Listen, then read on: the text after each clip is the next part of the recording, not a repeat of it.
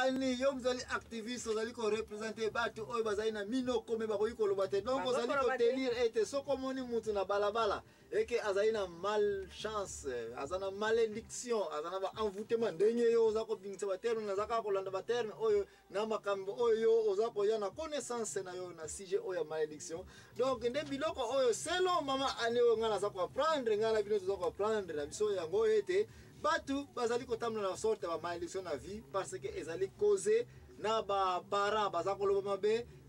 papa mwasi batata basi bango nyonso oyo ba mama leki famille ou même na quartier bata contre les sous ozolungo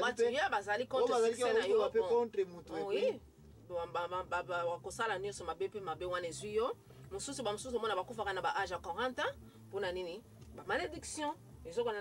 atteindre plus de 40 ans. Ils ont donc 40 ans.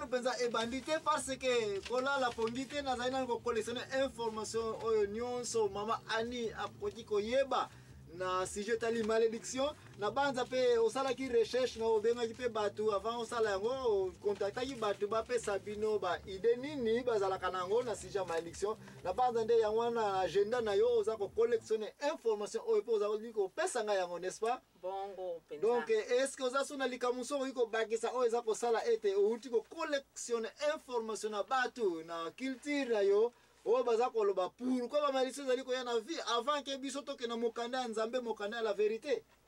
ya ndenge to loba ki liboso ezo ya cause nango ezali neti mutalobeli yo mabe batata mwasi balobi mabe pona yo batu baza contre ba succès na yo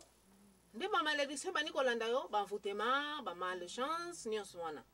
nde bo wana nde elinko loba nde ba malédiction. Merci mingi sir Anina banza osiliko sukisa oya yo information concernant source osiliko collectionner ba information oyo concernant malédiction mais nde konanga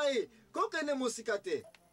en attendant tant que na pause na biso na repos ya muke tant na secret na biso nde kona lingo kene mpe kotanga mokanda ya Deutéronomie chapitre 28 bana na 15e verset ti na suka kuna na banda esuka na 68 n'est-ce pas ndeko na ngai tant tozali kozonga na repo oyo ngai l'impresario Joachim Zambwana na ko tenter pe ko répondre mama Ani qui est l'activiste aza ko représenter minoko ya ba oyo bazali na minoko me moye balo ezate nga so bana place na ko répondre bino bibliquement si j'ai une malédiction oyo connaissance ya malédiction selon ba recherche chrétienne selon vérité biblique qui est na mukanda ya nini Deutéronomie la Deutéronomie 28 bandaka na 28 chapitre 28 15 tina 68 ndeko na ngai ko kene mosikate ngai l'impresario Joachim Zambona émission na ngai eliko banda na bisika oyo parce que ngai nazali kozwa connaissance na Bible et information ya vérité e utaka na Bible et na Bible bisika na totelemini ndeko na ngai ko kene mosikate. Merci mingi l'impresario Joachim Zambwana akatna émission oya la vérité. Merci mingi. Alléluia.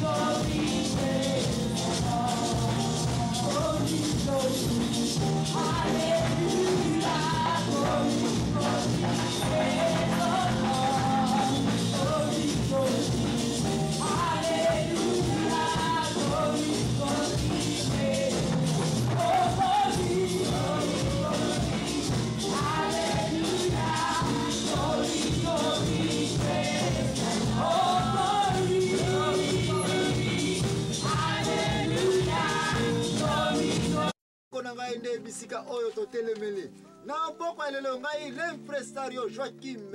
Zambwana nazali accompagné na mama Ani yende mutu azali l'activiste na bino yende mutu azali koyela bino ba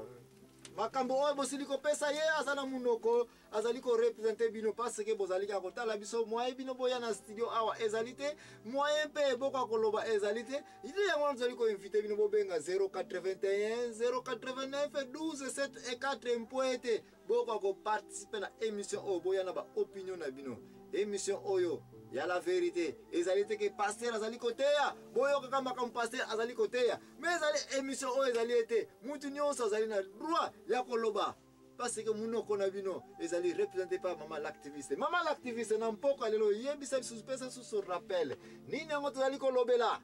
tozolobela malédiction malchance na envoûtement bato ozomona ke makambo ezomarche te na fi na bango mpona nini malédiction ebeti bango ba malchance ebeti bango ba envoûtement ebeti bango nde yango te tozolobela lelo oyo. Bon, merci mingi mama Ani na banza yo mtu ozali ko courir émission oyo na ba recherche no siliko sala na posa une question concernant la définition de malédiction le bail na quand rien ne marche dans la société na vie na yo makamni kidi ça ne va pas na tuna yo pe question msava tozo répondre na biso ete source ya malédiction zali nini soki na comprendre bien olo ba ki ete source ya malédiction zali mingi bande ko bazali ke ba parents papa leki mama kulutu bandeko banoko bazali ko lobelo mabe penda kutute ezaka mingi kote ya papa ba tata mwasi wana ba mama le papa leki papa kulutu nano pena na yo ka pena te mama kulutu noko ezaka pena ron ke bazali ko lobela bino mabe et puis babe wana apparemment ezali ko sala nini ezali ko zwa yo ba mususu ko lobaki na quartier bat baza contre succès na yo n'est-ce pas ba et puis makambo ezape ko marcher place mususu ko lobaki bat mususu yo notika kombone pa ya nganga et puis nganga sali ba impanganza na ye et puis makambo na vino pe ezali susu ko marcher te so yelanga kalesona yelanga yela bana ye oya lataka bon et puis baki ba travailler ngonde baba iso ezali ko ya vérité bandeko na ngande place on atindika ki bandeko bakene mpe ko pema mwa muke na tango bakei ko pema na banza bandeko yango o bazali ko landa biso to balanda biso ne liboso na loba ba inotanga na mokanda ya Deutéronomie 28 banana 15 ti na 68 place on bazali ko lobela nini ngo yela na vie ya mutu soki mutu azali ko tambola na nzambe te malchance oyo ozali ko lobenga malchance na lobangi to ko analyser ngo soki kombo malchance on eza vraiment ko zobisika na Bible envoûtement pe on lobelaki na prometaki bino ete tanto ko zo ngai l'impresario Joachim Zambwana na ko meka mpe ko détailler soki mo envoûtement ezali na Bible et que so zali ko zo na bisika na yango na banza na lobelaki pe lisusu tanto ko zonga ngai l'impresario Joachim Zambwana na ko tenter pe ko répondre recherche mama Ani oya sili ko benga bandeko nyonso na culture na ye na société na mboka na ye makambo nango bakokanisa kana ntina etali nini malédiction yango ane toye na bisika oyo kasi avant de continuer comme d'habitude ngai ser na ngai nasalaka d'abord recherche tout autour ya connaissance na yo na connaissance ya bato oyo ozali ko représenter minoko na bango mpoete émission oyo ekoka kokoba ser na ngai nayoki yo oyo osili koloba jamais siko naza na sujet moko mokena na etikali avant ngana kwa kokota na programme na ngai mutu na tango asili ko découvrir azali na malédiction azali na envoûtement azali na malchance cause eyebani n'est-ce pas oui eyebani d'après yo selon ma recherche comment mutu siko ko yuko bimela na situation oyo pas asili ko yebeta akangami na la likambo oyo il faut contradiction il faut se contredire il faut abima la situation d'après yo selon recherche na yo na bande ko basili ko contacter yo ndenge nini muta ko bimela na malédiction na malchance na ba envoûtement bon pona ba chrétien na monaka ba kenda na église basa passer abondeli pona bango basali ba jeune de prière lo sambo baba na komela mafuta mapakulaka donc nde bongo basalaka bon soki totali na bampevi longo bato bakenda bampevi longo bakofanda makambo na famille bakenda mpevi longo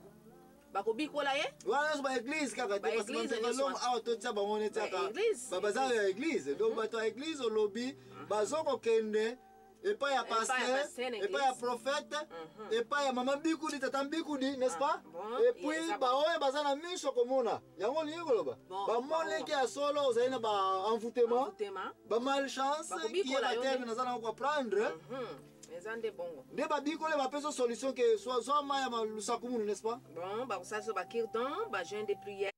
Ba kopeso ba maya losambo, ba mafuta, pa kola na nzoto ni you know, ba nonge nyoso wana ndi ba kosala pona yo. Soki toke na bato yo banganga ba fetisha wana okay bana ngolo bato ba kenda kana ba église te to ba dimaka ke banganga baza na puissance ba bango baza pe na solution ndenge na bango baza na solution na bango ye bisa biso ngo solution eza ndenge c'est ko recherche bango mingi mi ombe ba ko na cimetière ba keno na cimetière ya ba ko sukola yo bon ba ko peso chenoto lata bien na luketo na kingo na loboko bonke ba ko sala ba idolatrie nyonso wana pona yo ba cérémonie nyonso wana